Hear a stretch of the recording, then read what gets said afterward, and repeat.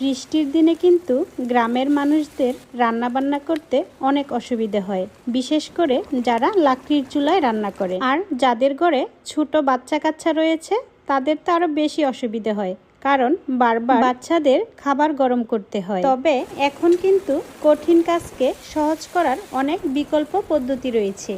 যেমন এই যে দেখো, আমি ছোট্ট একটা মিনি কুকার নিয়ে আসলাম, কারণ আমার মেয়ে কিন্তু গরম খাবার ছাড়া একদমই খেতে চায় না। আর এই যে কুকারটা দেখতে পাচ্ছ, এই কুকারে কিন্তু সবকিছুই রান্না করা যায়। সাথে আবার একটা ছোট্ট মিক্সিং জার নিয়ে আসলাম, যাতে করে মশলা আরো অন্যান্য জিনিস মিহি করা যায়। আর এই ছোট্ট দুটি সুন্দর সুন্দর জিনিস আমি অর্ডার করেছিলাম startsbd.com থেকে। পেজটা ভিডিওর স্ক্রিনে দিয়ে দিলাম, আর টাইটেলে পেজটা মেনশন করে দিয়েছি, তোমরা ইচ্ছে করলে অর্ডার করতে পারো। এখন বলি আজ আমি কি রান্না করব। আজ আমি রান্না করব আমার পোষা দেশি মোরগ। আর মোরগটা আমি এই ছোট্ট কুকারেই রান্না করব।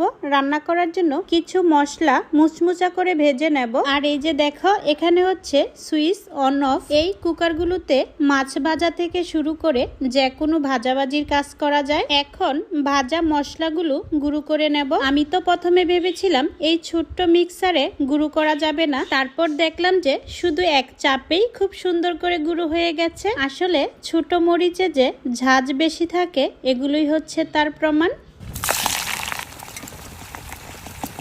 এদিকে ভাবি দেশি মুরগটা পিস পিস করে দিয়েছে, আর অন্যদিকে পেঁয়াজ কুচিগুলো তেলে ভেজে নিচ্ছি। এখন আমার পেঁয়াজের মেহমানদারি মশলাটা দিয়ে দিব।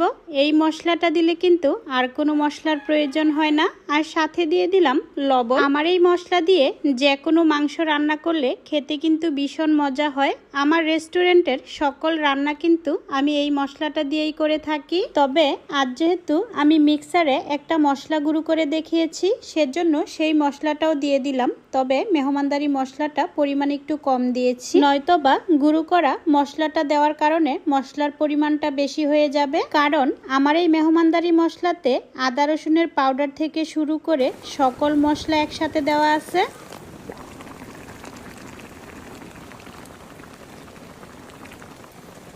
ওইদিকে বাবি দেখো আমার জন্য একটা ছোট্ট কাঁঠাল নিয়ে আসছে। আজ শুধু সব ছোট ছোট জিনিস। এই কাঁঠালটা কিন্তু আমাদের গাছের বছরের শেষ কাঁঠাল।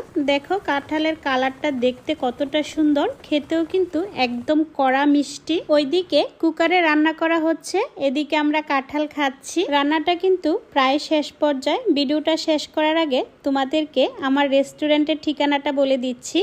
আমার রেস্টুরেন্ট হলো নরসিংদী সাই প্রতাপ পুলিশ লাইনের কাছে, নরসিংদী ইন্ডিপেন্ডেন্ট কলেজের রাস্তার অপোজিটে।